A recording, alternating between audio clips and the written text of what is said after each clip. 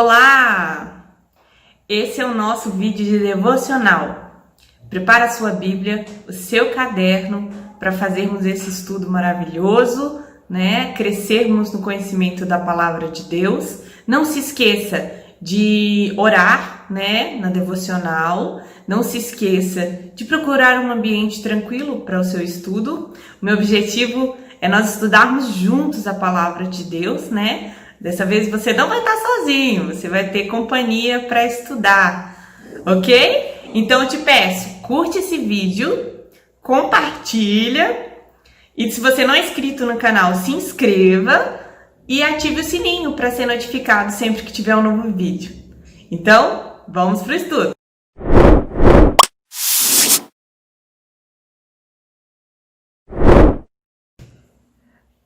Olá! Essa é a nossa devocional de número 28. Hoje nós vamos ler Romanos, no capítulo 6, do 15 ao 18. Vamos à leitura. E daí? Havemos de pecar porque não estamos debaixo da lei e sim da graça? De modo nenhum.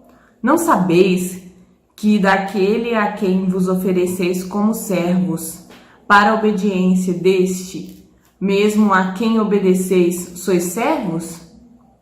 Seja o do pecado para a morte ou da obediência para a justiça? Mas a graça de Deus, porque outrora escravos do pecado, contudo viestes a obedecer de coração à vossa doutrina, a forma de doutrina a que fostes entregues. E, uma vez libertados do pecado, fostes feitos servos da justiça. Pois bem, essa é a leitura de hoje. No verso 15, nós vemos, né, Paulo começando a responder uma suposta, né, possível questionamento do judeu, porque os judeus se preocupavam muito com essa pregação de Paulo no aspecto de, então quer dizer que a gente pode, por causa da graça, que não nos exige nada, viver pecando? Porque, né, é graça? Então, Paulo já começa respondendo esse questionamento, né? E daí, né? Havendo de pecar, porque não estamos debaixo da lei. Havemos de pecar porque não estamos debaixo da lei e sim da graça? Então, Paulo já expõe essa possível pergunta, respondendo em seguida, de modo nenhum. Então, assim, Paulo está deixando claro que a graça, ela não é uma oportunidade para viver uma vida de pecado. E aí ele vai argumentar isso nos versos seguintes. Então, vamos lembrar alguns pontos importantes nessa questão. Nós estudamos lá no capítulo 1 e 2, né, que Deus deu a lei a Moisés. Mas antes de dar a lei a Moisés, todos os homens já tinham a lei de Deus, né, de uma forma imperfeita, um tanto quanto ainda rudimentar, gravada em seus corações. Então, eles tinham senso do certo, do errado, do bom, do ruim. E é por isso que há tantas religiões já, assim, há milhões de anos, porque eles sentem que não estão fazendo o que sabem que é certo. E por isso precisam apaziguar um Deus, né? Porque não conseguem cumprir aquilo que eles sabem que é o correto. Então, através da lei de Moisés, isso se torna explícito, claro e evidente, né? Que é a vontade de Deus, de como a gente viva, né? Mas a graça, ela não exige nada, né, dos seres humanos, né? Ela, na verdade, mostra, né, evidencia quem está debaixo da graça que é incapaz de cumprir a lei, né? Então olha, eu reconheço, eu não consigo cumprir a lei, quero viver debaixo da graça, que é um favor de Deus, né, e que me justifica, porque eu mesmo não consigo. Então, esse é o pano de fundo pelo qual os judeus poderiam ficar preocupados, né? E aí no verso 16, Paulo começa a especificar mais, porque Paulo costuma responder de maneira geral, e aí ele vai aprofundando aquela explicação. E aí no 16 nós temos o seguinte: Não sabeis que daquele a quem vos ofereceis como servos para a obediência, desse mesmo a quem obedeceis sois servos? Seja do pecado para a morte ou da obediência para a justiça? Então, assim, Paulo está falando de um contexto, né, de escravidão de sua época, né? Então, o sistema de escravidão no tempo de Paulo é mais ou menos assim. Havia uma série de tipos de escravos. Tinha os escravos que eram prisioneiros de guerra. Então, eram escravos, digamos assim, contra a sua vontade, né? Sem escolha. Havia outro tipo de escravo que ele se dava a escravidão mediante ao pagamento de uma dívida. Então, ele fazia o quê? Ele se vendia como escravo, ele trabalhava para pagar a sua dívida e quem sabe com o tempo ele poderia reaver a sua liberdade. E também havia aqueles que, para não viver uma vida de miséria, sem casa, sem teto, sem sustento, ele também se oferecia como escravo para que pelo menos tivesse aquilo que fosse essencial para a vida, né? Então, havia esse tipo de escravidão. O que é importante nesse sistema de escravidão de nós ressaltarmos é que o escravo ele tem uma dedicação exclusiva a seu senhor, diferente de nós trabalhadores, né? Hoje muita gente tem um trabalho e aí ele complementa a sua renda com um segundo trabalho, né? A gente chama de os bicos, né? Mas às vezes é como motorista de aplicativo, às vezes é fazendo um artesanato, né? Enfim, uma série de coisas. Então, isso nos faz dividir nossa atenção naquilo que nós servimos, né? Mas aqui no sistema de escravidão, a dedicação do escravo é exclusivo, né?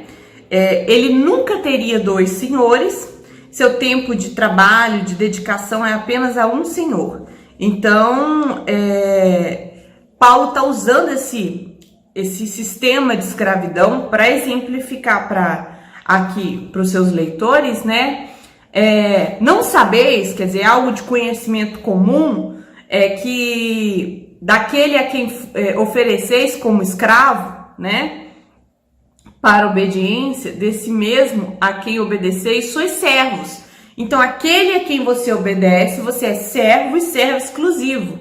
E aí ele está dizendo, seja o pecado, né, para a morte ou a obediência para a justiça. Quer dizer, vocês não sabem disso? Né, que você não pode servir a dois senhores, né? A gente já viu passagem onde Jesus fala sobre isso. Não tem como você servir dois senhores, porque a escravidão ali era exatamente assim. Então, da mesma forma, quando você oferece a sua vida, né, a obediência a Deus, não terá disponibilidade ao pecado. E terá como salário, né, na verdade, assim, nesse caso, como consequência, como resultado, né, a essa obediência a Deus, a justiça. Não somente a justificação, mas a vida eterna, né, como consequência disso. Mais pra frente nós vamos ter isso mais claro. Mas é o que Paulo está querendo dizer. Se você serve ao pecado para obediência, você né, se ofereceu a ele para a obediência, não tem como você se oferecer para Deus ao mesmo tempo. Ou você está com um senhor ou você está com outro. Então é isso que Paulo está dizendo. E aí, Paulo inicia o 17 pressupondo que os seus leitores são crentes verdadeiros. Então ele começa assim, mas graças a Deus porque outrora, escravos do pecado, contudo viestes a obedecer de coração a forma da doutrina a que fostes entregues. E muito legal esse versículo, acho que ele é o coração aqui dessa passagem que nós lemos, porque ele começa agradecendo, dando graças a Deus que entregou aqueles crentes a uma forma de doutrina. Por que isso é tão importante? Vocês lembram lá no capítulo 1, 2, onde falava que Deus entregava o homem aos seus pecados, aos seus desejos infames, Deus entregava o homem aos seus erros. Lembram-se disso? Aqui tá falando o seguinte, né? Que contudo vieste a obedecer de coração forma de doutrina a que fostes entregues. Então, assim, Deus entregou. Aqui Deus está entregando, mas não é mais os desejos do coração. Deus entrega o homem a forma. Essa forma nós podemos chamá-la de tipo, de molde, né? Deus entrega, né, os seus a uma forma de doutrina. O que é essa forma? Ela vem para trazer um molde, um modelo, e Deus entrega essas pessoas para se enquadrarem, se encaixarem, né, se ajustarem a esse modelo que esse modelo de doutrina que é o Evangelho. Então, essa forma de doutrina que é o Evangelho, né, é algo que Deus entrega. Deus é quem faz primeiro, né? E como resultado, o que tem? Como resultado, primeiro Paulo está falando o antes, né? Outrora escravos do pecado, contudo, quer dizer, agora numa nova realidade, viestes a obedecer de coração. Então é assim, primeiro Deus nos entrega essa forma de doutrina, nos entrega o Evangelho para nossa transformação, né? E como resultado e resposta disso, o que Deus espera de nós? Qual é a nossa responsabilidade nisso? É servirmos a Deus de todo o coração. Então, nesse ponto, eu quero levantar aqui algo que talvez alguns já tenham ouvido falar, talvez outros não, que seja a soberania de Deus. A vontade soberana de Deus na minha e na sua vida foi que Ele nos salvasse, né? Nós cremos nisso, que Ele nos chamou para a sua gloriosa luz. E aí o que acontece?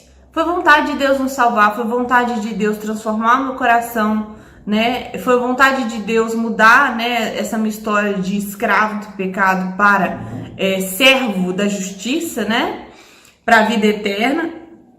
Então, eu não preciso fazer nada, porque é graça, né? Então, deixa a vida me levar, né? Não. Na verdade, a gente tem uma responsabilidade. E isso não é separado, anda junto. A soberana vontade de Deus, Ele vai fazer aquilo que é vontade dEle.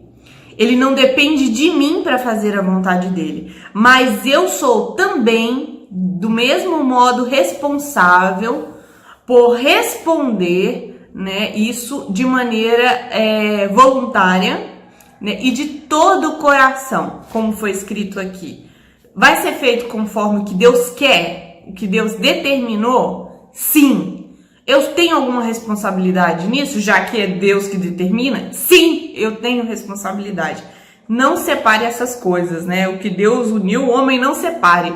Anda junto a soberania de Deus e a nossa responsabilidade. Então, quem foi que nos entregou? Deus. Para que Ele nos entregou, né? Para o Evangelho. Então, nós podemos ver que é uma ação de Deus, né? E é algo que requer de nós uma resposta que nos responsabiliza. Diversos momentos aqui nós vamos ver isso acontecendo. É como se tivesse escrito assim: é o que Deus determinou, mas você tem responsabilidade. Então, isso é um pouco sobre a soberania de Deus e a responsabilidade humana, né? Então, outro exemplo que tem que é legal sobre a soberania de Deus é o seguinte: você tá lá orando, né? E Deus ouve a sua oração, responde positivamente a sua oração, né? Então, o que Ele fez? Ele ouviu sua oração, quer dizer, você tem que orar. Deus quer que nós oremos. Mas você mudou alguma coisa em Deus? Você tem poder de mudar a vontade soberana de Deus? Não. Deus fez exatamente o que Ele já queria fazer, né? Mas Ele também quer que eu ore. Então há uma responsabilidade de nós de levarmos a Deus as nossas súplicas, mas sabendo que ele é soberano e vai fazer a sua vontade. Então, não é que eu sou responsável por orar, mas Deus vai fazer a sua vontade. E aqui o 18, Paulo fala: e uma vez que libertados do pecado, fostes feitos servos da justiça. Então agora nós não temos mais a mesma disponibilidade para o pecado, porque fomos livres dele, né? Ali, quando o escravo ele era livre, às vezes ele queria continuar sendo escravo porque o seu patrão era bom, né? E aí o que acontecia com esse escravo? O dono o levava até o portão ali da sua propriedade e furava a orelha desse escravo para mostrar o seguinte: ele é meu escravo, mas ele é um escravo voluntário, um escravo livre. Então, agora não somos mais escravos do pecado, somos livres, somos servos da justiça. E por isso aquele ponto que nós falamos inicialmente sobre a exclusividade do servo é importante aqui, porque não somos mais exclusivos do pecado, agora somos exclusivos da justiça. Quando somos exclusivos, escravos do pecado, é para a morte, e como somos exclusivos da justiça, é para a vida eterna. Então essa exclusividade é um ponto-chave nessa apresentação de Paulo, né? E como isso se dá? Isso se dá com Deus mudando a forma do nosso coração ao molde da doutrina do Evangelho, né? E nós respondemos a isso servindo a Ele de todo o coração. Então, esse é um dos pontos, né? O que isso quer dizer, né? Quando vier a tentação, lembre-se que Jesus pagou o preço por você, então obedeça o seu verdadeiro Senhor.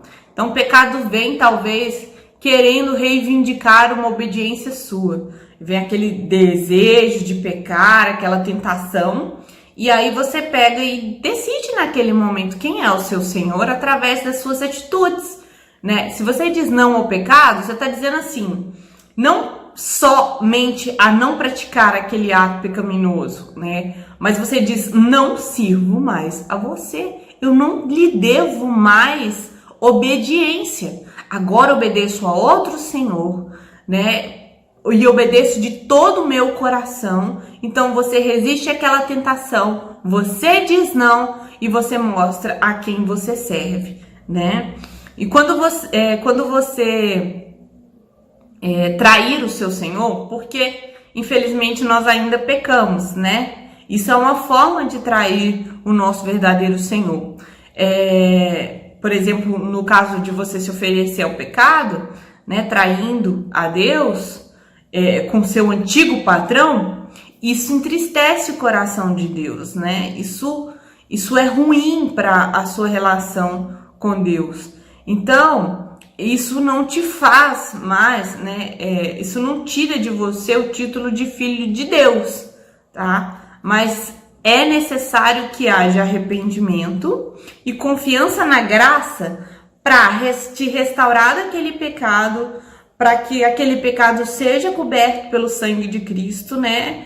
E confiar que a graça te levanta daquela queda, né? Então, assim, às vezes a gente peca e aí fica ruminando aquilo, sabe? Não consegue se sentir perdoado. E isso você diminui a obra de Cristo na cruz, que foi pelos pecados cometidos antes, agora e futuros. Então você tem que confiar na graça para te restaurar desse pecado.